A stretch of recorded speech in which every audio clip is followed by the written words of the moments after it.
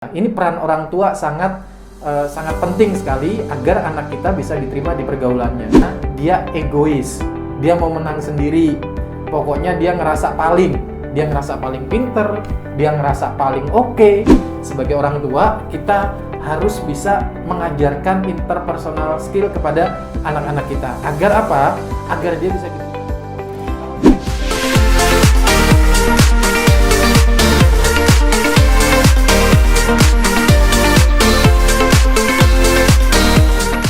Assalamualaikum warahmatullahi wabarakatuh. Teman-teman sekalian, hari ini kita akan membahas interpersonal skill kepada anak kita.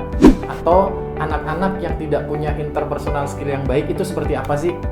Teman-teman, ini menarik sekali karena banyak ya dari kita para orang tua ketika anak kita pulang, tiba-tiba dia ngomong, "Pak, tadi aku nggak diajak main sama si A, nggak ditemenin sama si B," gitu.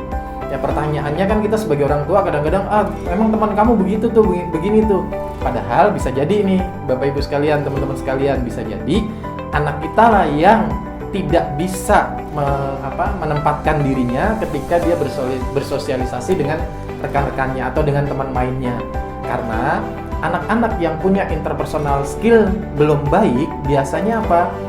Ketika ngomong suka nyeleneh, ngomong sama temennya suka ngecilin temennya. Ada tuh tipikal-tipikal yang seperti itu. Karena apa?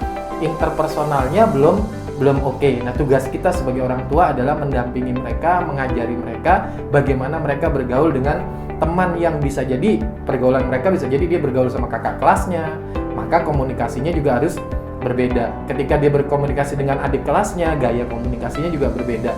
Nah, ini peran orang tua sangat penting sekali agar anak kita bisa diterima di pergaulannya. Kan kasihan juga anak sudah pinter tapi nggak punya banyak teman. Mendingan ya anak kita nggak terlalu pinter tapi temannya banyak. Tapi lebih bagus lagi kalau anak kita pinter dan temannya juga banyak, gitu ya. Jadi teman-teman sekalian, bukan salah temennya kalau dia tidak mau menerima anak kita bermain dengannya. Tapi bisa jadi anak kita yang interpersonalnya kurang oke. Itu dari segi komunikasi.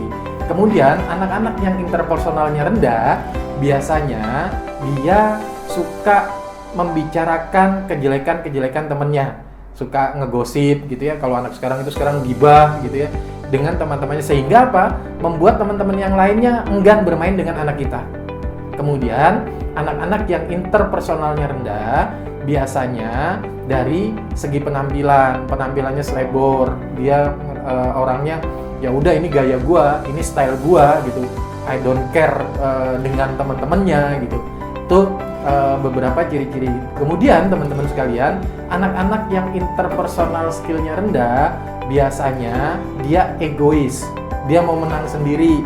Pokoknya dia ngerasa paling pinter, dia ngerasa paling oke, dia ngerasa orang tuanya paling kaya, sehingga di pergaulan membuat teman-temannya menjauh.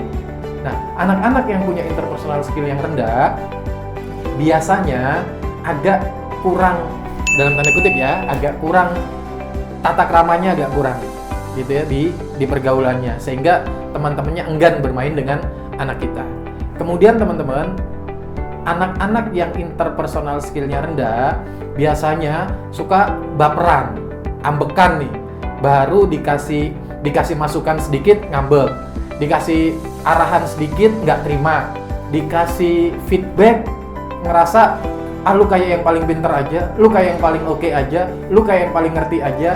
Nah, sehingga apa? Teman-temannya males main sama anak-anak seperti ini. Dan ketika dia dijauhi teman-temannya, maka membuat anak tersebut menjadi tidak semangat lagi di sekolah, menjadi tidak semangat lagi ketika menjalani aktivitas-aktivitas di luar rumah. Nah, ini bahaya teman-teman sekalian. Sebagai orang tua, kita harus bisa mengajarkan interpersonal skill kepada anak-anak kita. Agar apa? Agar dia bisa diterima di pergaulan. Kalau dia diterima di pergaulan manapun, bisa masuk di pergaulan manapun, maka ada kemungkinannya menjadi lebih besar anak itu untuk bisa sukses. Kemungkinannya menjadi besar anak itu untuk mandiri. Kemungkinannya menjadi lebih besar anak itu mendapatkan peluang-peluang di luar rumah. Karena apa? Karena pergaulannya luas. Anak-anak yang interpersonalnya oke itu biasanya apa? Supel.